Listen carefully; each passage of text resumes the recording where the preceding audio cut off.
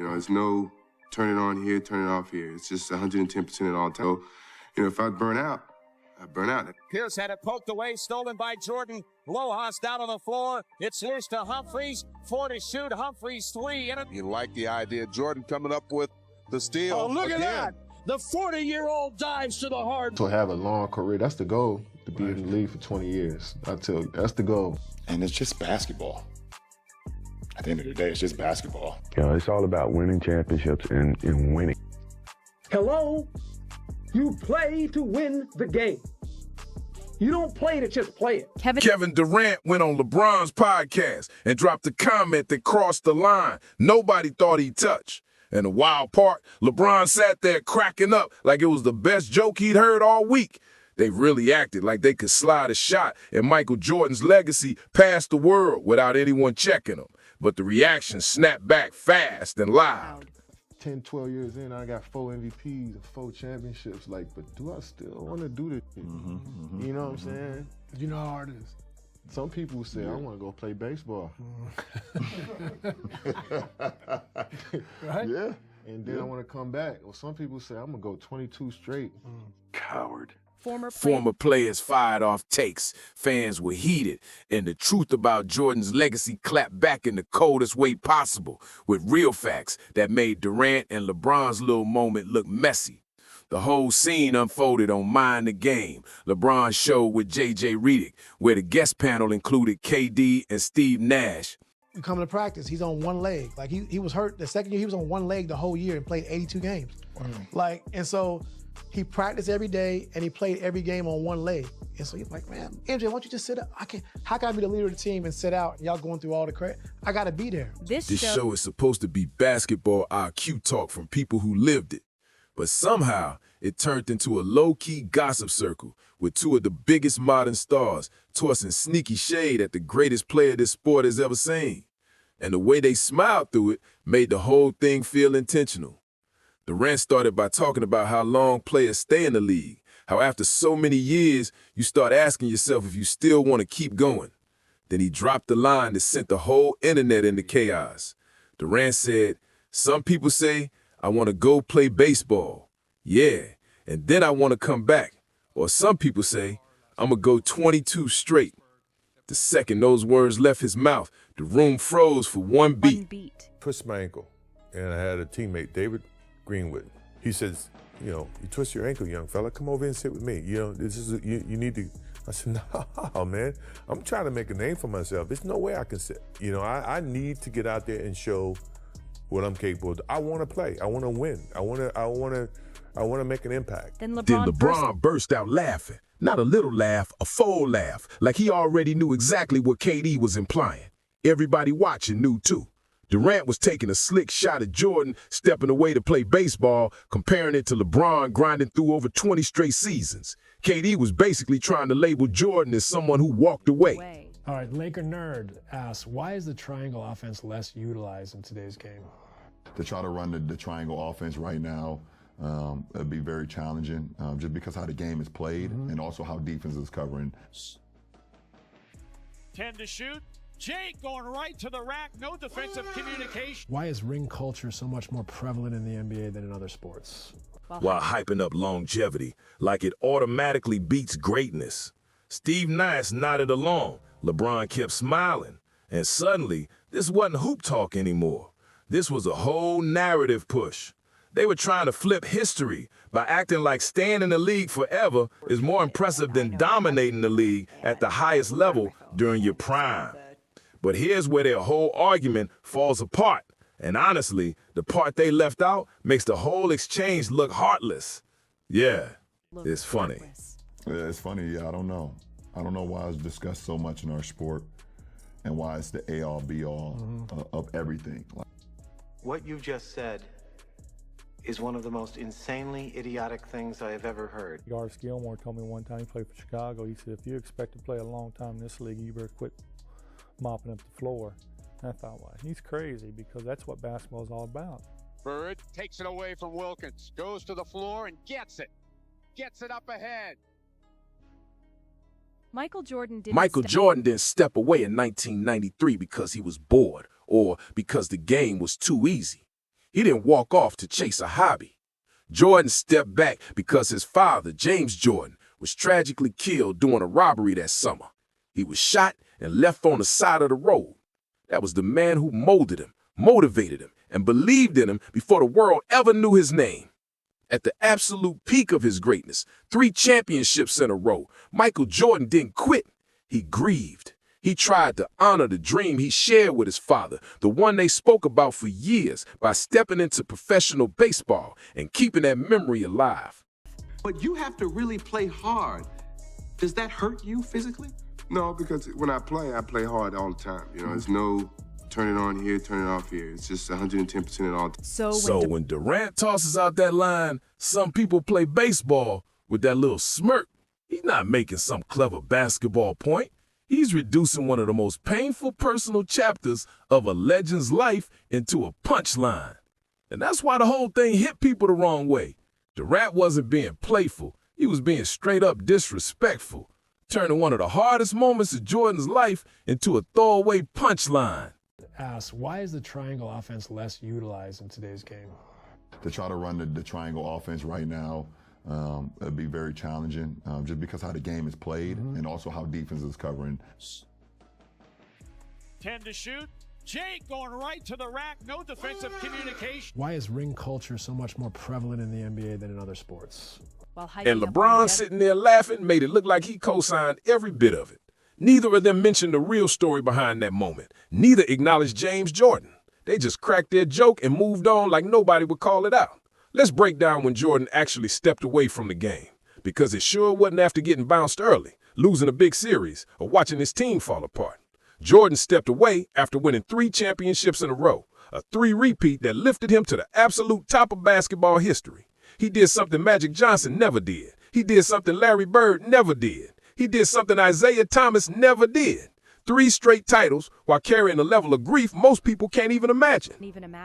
You know, the fans are there to watch me play. I want to impress that guy way up on top who probably worked his ass off to get a ticket or to get money to buy the ticket. You really cared about the guy who sat in the top deck at the Palace in Auburn Hills to watch you when you came to Detroit? Yeah, because I know he's probably yelling at me and I want to shut him up. So if the guys are coming to watch me play, I don't want to miss that opportunity. Now, physically, if I can't do it, then I can't do it. But physically, if I can do it, and I just don't feel like doing it, that's a whole different lens. What do you think of when you hear the term load management thrown around? It shouldn't be needed, first and foremost. You know, I never wanted to miss a game because it was an opportunity to prove. It was something that I felt like, you know, the fans are there to watch me play. I want to impress. That 1991 to 1993 run is still seen by former players and analysts as the most dominant stretch any player has ever had. So calling that quitting isn't just wrong, it's disrespectful. Now here's where it gets wild, because look at who's talking. Kevin Durant, a player whose own reputation is tied to some of the most controversial exits the NBA has ever seen. In 2016, right after losing to Golden State in the Western Conference Finals, KD made a move that still follows him everywhere. He joined them, the same 73-win Warriors team that has Steph Curry, Klay Thompson, and Draymond Green. That move is still described by fans and even players as the softest team switch the league has ever witnessed. People questioned his mentality, questioned his leadership, and said he just wanted the easiest path to a ring. And the noise has never fully faded. And it didn't stop there. After leaving Golden State, he bailed on Brooklyn too, demanding a trade. After not delivering the success the franchise expected, he couldn't handle the chaos. Couldn't stabilize a team without a super team around him. Then in Phoenix, he pushed for another exit before even hitting the 3-year mark. This is the same guy calling Michael Jordan a quitter while bouncing from roster to roster his entire career. The same guy always searching for the simplest route to a championship. Then we look at LeBron. When his first Cleveland run got messy, he announced he was taking his talents to South Beach, teaming up with Dwayne Wade and Chris Bosh because he couldn't win a title alone. When the Heat aged out in 2014, he dipped back to Cleveland. Then when the situation there cracked, he packed up again and headed to Los Angeles. Every time a situation tightened up, he found the next door out. So watching those two sit on a podcast and take shots at Jordan, stepping away after a 3-peat while grieving his father, took a special level of nerve and zero self-reflection. And the disrespect didn't stop with the baseball joke. Durant kept going, saying the real goal for an NBA player should be hitting 20 seasons, not winning titles, not MVPs, not pushing yourself to your absolute limits, just sticking around long enough to say you survived the league. And LeBron nodded like he was hearing some deep wisdom. They really tried to argue that lasting forever matters more than dominating on both ends of the court while you're at your peak. And that's exactly where Jordan's whole philosophy exposes their take without him having to say a single word. Jordan never chased longevity. He chased excellence every season. His focus was simple. Push yourself, push your team, go for championships, go for MVPs, leave everything on the court. And if the grind and burn out the clock faster, so be it. Jordan said it himself. If I burn out, I burn out. I go play golf somewhere. He wasn't obsessed with being in the league for 2 decades. He was obsessed with being the best while he was there. Compare that to Durant talking about how just hitting 20 years is the real badge of honor. He wasn't talking about greatness. He was talking about survival. Just staying in the league long enough to cash checks and hang around. Jordan played 15 total seasons, realistically 13 full ones if you factor in retirements. And in that time, he racked up 6 championships, 6 finals MVPs, 5 regular season MVPs, 10 scoring titles, and 9 all-defensive selections. That's not just impressive, that's close to flawless. Now look at Durant and LeBron together. Between them, they've played 39 seasons, nearly triple Jordan's full workload. And what do they have as a combined total? 6 championships, the same number Jordan earned by himself in a fraction of the time. 5 regular season MVPs, 6 finals MVPs, 10 scoring titles, and 9 all-defensive selections. That's what Jordan stacked up in basically 13 full seasons, while Durant and LeBron together have barely matched that in almost 4 decades combined. Twice the time, half the results. That's the difference between greatness and just sticking around. Jordan wouldn't speak in theory when he talked about how he approached the game. He lived it. When he entered the league in 1984, he played all 82 games as a rookie, every single one. Back then, 40 players in the league played a full season, because hoopers were expected to show up. Jordan logged 38.3 minutes per game, 4th highest in the league, and his total minutes ranked 3rd, behind Buck Williams and Larry Bird. From the start, Michael Jordan was built like an Iron Man, playing in an era that hit way harder than today. More physical defense, commercial flights, 1 trainer, 1 strength coach, brutal practices, non-stop back-to-backs, and constant 3 games and 4-night schedules. And even with that pressure, players still suited up every night. Look at the 1999 to 2000 season. 58 players played all 82 games. More than half the league showed up for every game, giving fans exactly what they paid for. Now, compare that to today. In 2022, the NBA had the fewest full-season players ever. Then 2023 set a new low. Then 2024. Then 2025. The worst availability in NBA history is happening right now. In an era where players have every modern advantage imaginable. Private jets, 4 medical staffs, sports science teams, nutritionists, cold tubs, cryotherapy, massage experts, sleep coaches. Everything a player could dream of to stay healthy, and yet they're playing less than ever. Why? Because the whole mentality shifted. When LeBron started load managing, sitting out games because he was tired, it sent shockwaves through the league. If the biggest star could sit out, everyone else figured they could too.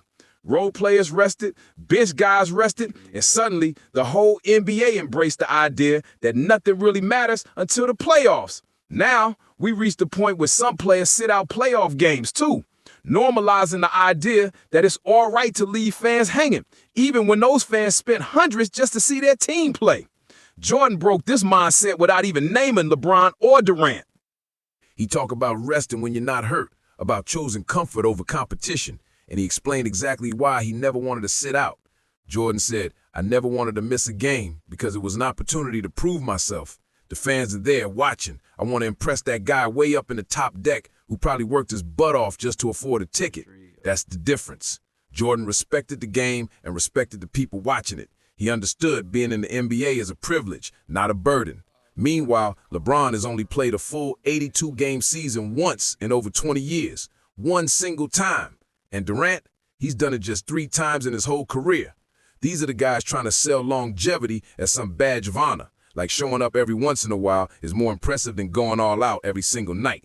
There's one story that captures the gap between Jordan's mindset and everyone else's. Artist Still Gilmore once told rookie Jordan, if you expect to play a long time in this league, you better quit mopping up the floor. Basically telling him to stop diving for loose balls, stop going so hard, and start pacing himself.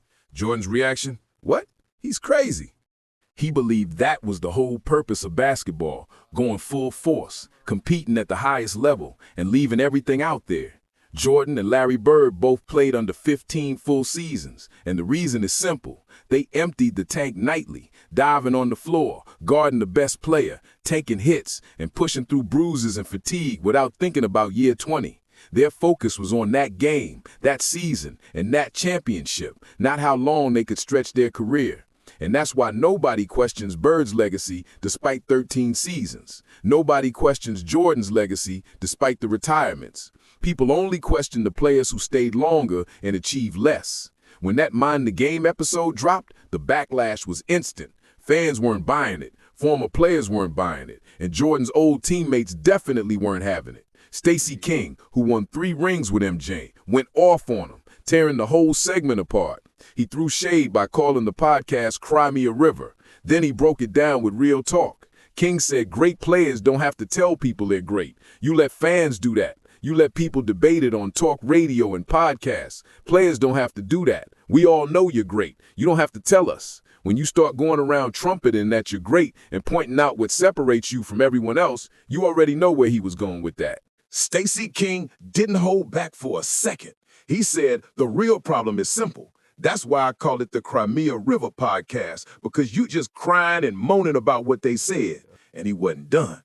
King dragged Durant's longevity speech straight into the spotlight, pointing out how wild the hypocrisy was. Durant tried to preach about how being in the league 20-plus years proves dedication and work ethic, but he conveniently skipped over the load management, skipped over the missed seasons, and skipped the fact that he's only played all 82 games 3 times in his entire career. And LeBron, the face of the league, he's done it once in over 2 decades. King wouldn't let that slide. He also cooked Durant's playoff resume since leaving the Warriors. He said KD still hasn't shown he can win without Steph Curry. The Brooklyn run collapsed, the Phoenix run crashed, and even with stacked rosters, he couldn't push a team over the top without another superstar lineup around him. All that talent, all those years, and nothing to show outside the Golden State window. Then social media jumped in, and the comments were brutal. One fan posted, "Some people's father gets murdered, and they go play baseball."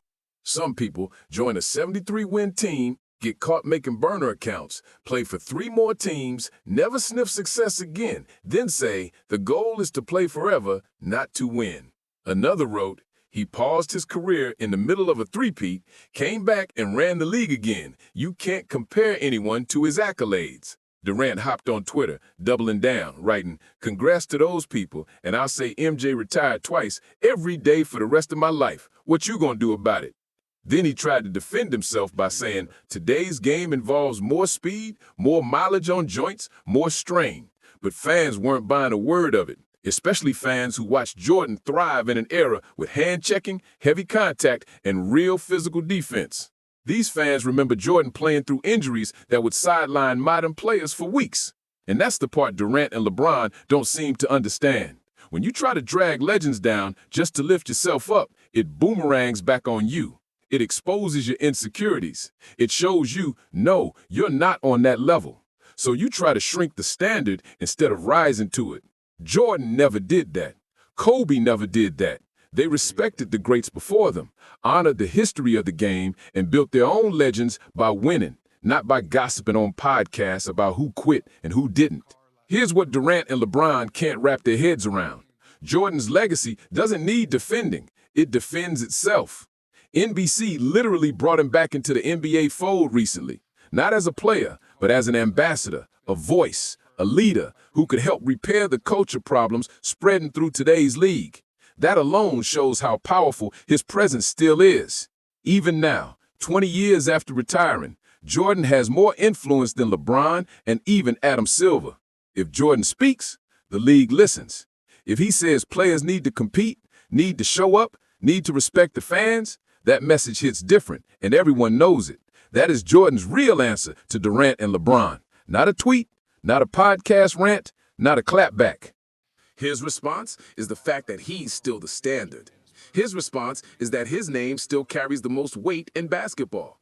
His response is that when the NBA needs guidance, they don't call LeBron, they call Michael Jordan. Durant and LeBron can laugh on their podcasts all they want. They can downplay rings, the triangle offense, whatever they want, but they're still measured against him every time. Every debate circles back to him. Every all-time list locks him at the top. Every conversation about greatness starts with his name, and no amount of longevity changes that. No podcast episode rewrites history. No load management schedule builds a legacy like his. Jordan never chased years. He chased greatness. And greatness doesn't need 20 seasons to prove itself. It just needs moments, games, and seasons that leave people speechless. Jordan gave the world 13 seasons of that. 13 years of pure domination, 6 championships, a perfect finals record, 10 scoring titles, 9 all-defensive teams, 5 MVPs, the strongest peak any player has ever had. Durant and LeBron combined with nearly 40 seasons between them, still haven't matched his resume. And deep down, everyone knows they never will. So yes, Michael Jordan responded to Durant and LeBron. He responded the way only he can, without saying their names. His mindset, his standard, his impact. That's the real response. And it's louder than any joke they can make, louder than any stat they try to twist, louder than any podcast they ever record. Because when people talk about basketball greatness, they don't think about longevity or load management. They think about Michael Jordan, pure, undeniable, unstoppable greatness. If you think today's NBA needs to find its edge again, hit that like button. If you think players should start respecting the game and the legends who built the blueprint, drop a comment below. And if you want more breakdowns that reveal what's really happening behind all the headlines, make sure you subscribe. This conversation is only getting started.